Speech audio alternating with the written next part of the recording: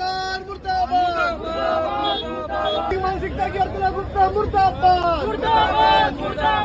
अर्चना गुप्ता मर गई, हाय हाय। अरे मोदी मर गया, हाय हाय। अरे खट्टर मर गया, हाय हाय। आज हमें शर्म आती है जो ये भ्रष्ट गंदी भारतीय जनता पार्टी, छात्र विरोधी पार्टी, खुद को दुनिया की सबसे बड़ी पार्टी बताती है और अर्चना गुप्ता जैसी घटिया मानसिकता की औरत को प्रदेश अध्यक्ष बनाते हैं। अर्चना गुप्ता जी ने जो हमारे देश के छात्र थे, जो हमारे देश के युवा थे, उनके लिए इतना घटिया बयान दिया और उनको आतंकवादी, उनको अराजक तत्व बताने का काम किया। मैं पूछना चाहता हूँ, अराजक तत्व वो बच्चे थे या तुम्हारे पुलिस वाले, तुम्हारे गृह मंत्री के आदेश के ऊपर आए थे जिन्होंने किल्ले लगा के उन बच्चों के ऊपर प्रहार किया? और कितने बच्चे हॉस्पिटल के अंदर एडमिट है? अर्चना गुप्ता बयान देती है कि इंडियन नेशनल लोकदल पार्टी की राज के अंदर जो विशेष वर्ग के लोग होते थे, उन विशेष वर्ग के लोगों की खुंटियां और पजामे कुर्ते हमने खुंटी पटांगने का काम किया। अर्चना गुप्ता जी, मैं आपको बताना चाहता हूँ, शायद आपको हरियाणा की जानकारी नहीं है, आपको आरएसएस की जानकारी है, आपको गोबर की जानकारी है, आपको चाय और गाय की जानकारी है, आपको हिंदू खतरे की जानकारी है।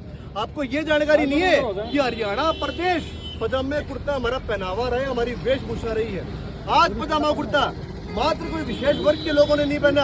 आज पजामा कुर्ता चाहे हमारा महान अग्रवाल समाज हो, चाहे हमारा महान पंजाबी समाज हो, चाहे हमारा महान दलित समाज हो, चाहे 36 बिरादरी हो, सभी धर्म हो, सभी संप्रदाय हो, सभी ने पजामा कुर्ता पहनने का काम किया है।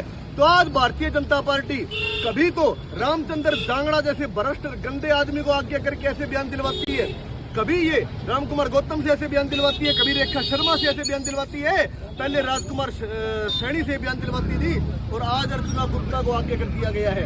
आज भारतीय जनता पार्टी को हम चेताना चाहते हैं, ऐसी घटिया और नपुंसक मानसिकता की औरत अर्चना गुप्ता जी का तुरंत प्रभाव से इस्तीफा लिया जाए और इसको माफी मांगनी चाहिए। और अगर ये एक हफ्ते के अंदर अंदर माफी नहीं मांगती, आज हमने बीजेपी करेले हिसार के बाहर जाके प्रदर्शन करे और अर्चना गुप्ता पुतला फूंकने का काम करे।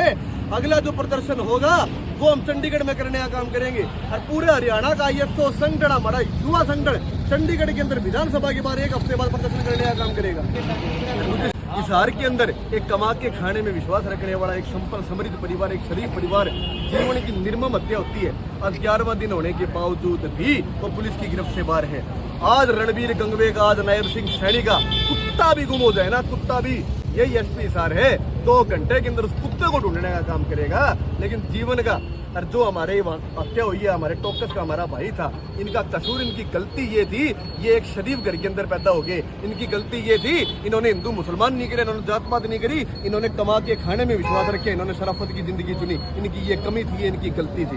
मैं आपको बताना चाहता हूँ, जो अर्चना गुप्ता जी ने विशेष वर्ग की बात करी, इंडियन नेशनल लोकदल पार्टी का अब राज उठा के देखो, ये मैं नहीं कह रहा, ये आंकड़े हैं पुराने। इंडियन नेशनल लोकदल पार्टी के अंदर चौधरी देवीलाल ने हरियाणा की स्थापना करी थी। अरे दूध दही का खाना वो हमारा है। और उसके बाद में 2005 के अंदर ये सुखी जी भी आपको बताएंगे, जिस समय हमारे 9 विधायक बने थे ना, तो 9 विधायकों के अंदर से 7 विधायक हमारे दलित समाज के लोग थे, एक हमारे ठाकुर समाज की रेखा राणा जी थी, सिर्फ ओम प्रकाश चौटाला जी विशेष परिचय आए थे। तो आज जो हमारी पार्टी में टिप्पणी कर रही है ना, अरे हमने पार्टी ने कोई एक वर्ग की राजनीति नहीं करी, हमने समाज की राजनीति करी, हमने चाय गाय की राजनीति नहीं करी, हमने सभी वर्गों को, सभी समाजों को आगे रखे।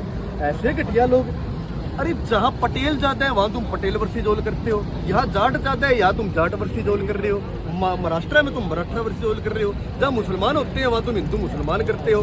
ऐसी गिरी भी मानसिकता की लोग। अरे ऐसा कोई दिन 12 साल में, आप तो ईमानदार पत्रकार हो, ऐसा कोई दिन गया है क्या जिस दिन पूरे प्रदेश में कोई लूट, कोई चैन स्नैचिंग, कोई डकैती, कोई हत्या अखबार ना भरे आए हो?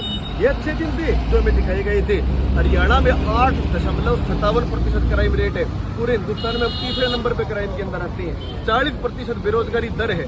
जो अर्चना गुप्ता जैसे संघी विचारधारा के गंदे दल्ले दलाल लोग है ना, उनको यहाँ पे आरएसएस हिंदू महासभा के नौकरी दी हुई है, A ग्रेड की और B ग्रेड की हमारे बच्चों को।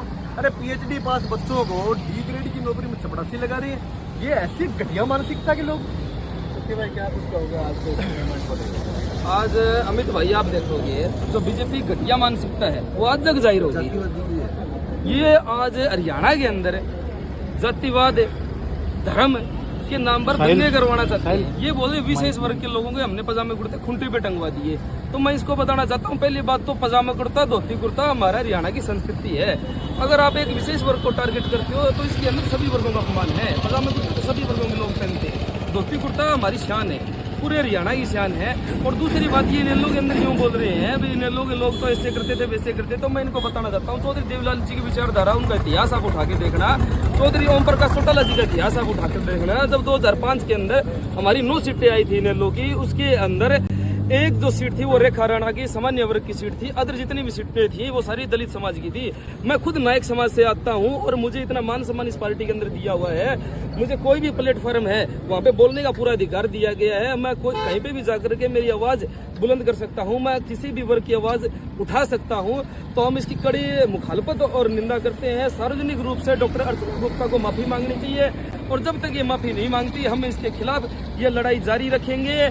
और आज आप एक चीज देखोगे, ये खुद महिला है, जंतर मंतर पे धरना चल रहा था, वहां पे ये बच्चों को, हमारे छात्र साथियों को ये आतंकवादी बोलती है। इनको शर्म आनी चाहिए भाई।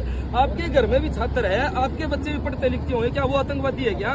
मैं इनसे पूछना चाहता हूँ, कभी तो ये हमारे छात्रों को आतंकवादी बोलती है, कभी ये हमें आतंकवादी बोलती है, कभी हम ये किसानों को आतंकवादी बोलती है।